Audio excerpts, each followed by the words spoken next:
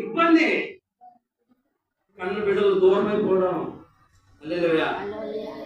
ఒకటి కాదు ఎన్ని కష్టాలు వచ్చేసినా దేవుడి సన్నిధికి రావడం మానలేదు. తిరిగి మళ్ళీ దేవుడి దగ్గరికి వచ్చింది. హల్లెలూయా. దేవుని మహిమ కలుగును గాక. చూడండి, ఇప్పుడు దేవుడు ఆవిడకి ఒక సమీప బంధువుని ఏర్పాటు చేశాడు. ఏర్పాటు చేసి హల్లెలూయా రూతం అనుకోకుండా అత్తగారిని అడిగి, అయ్యా అత్త, నేను పొలంలోకి వెళ్ళి ఏరుకుంటాను, పరిగి ఏరుకుంటే నేను నీకు భోజనం చేస్తానంటే అలాగే వెళ్ళమ్మా అంది. హల్లెలూయా. ఆవిడ కూడా ఆవిడతో వెళ్ళేంత పరిస్థితి లేదు. హల్లెలూయా. వెళ్తే ఆవిడ ఉదయం నుంచి సూర్యాస్తమయం వరకు ఏరుతూనే ఉందంట. అప్పుడు బోయేది వచ్చాడంట.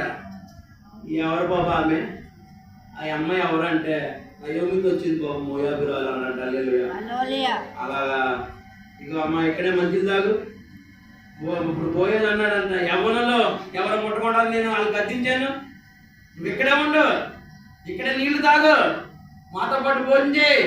ఇగో నా దగ్గర పనులు పోతున్నారే వాళ్ళతో వాళ్ళ దగ్గర ఉంది, ఇక్కడికి వెళ్ళకూడదు, వాళ్ళ దగ్గరికి వెళ్ళి మంచిది ఇక్కడే తాగలరంట. హల్లెలూయా. నువ్వేదో ఏరుకునే దానివి, అనామకురాలని, దిక్కులేని దానివి, దరిద్రాలవి, పనికి మాలని అనుకోకో.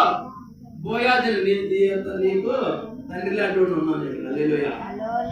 నువ్వు ఎంత దీనస్థితిలో వచ్చిందండి, ఆయన ఎంత ఓదార్చాడో, ఎంత ఆదరించాడో. అప్పుడే అంత ఆశీర్వాదం వచ్చేసిందా? హల్లెలూయా. ఆయన కాళ్ళు పట్టుకోవడానికి వచ్చిన వెంటనే ఎంత చీకట్లో అంత ఇల్లు వచ్చేసింది. హల్లెలూయా.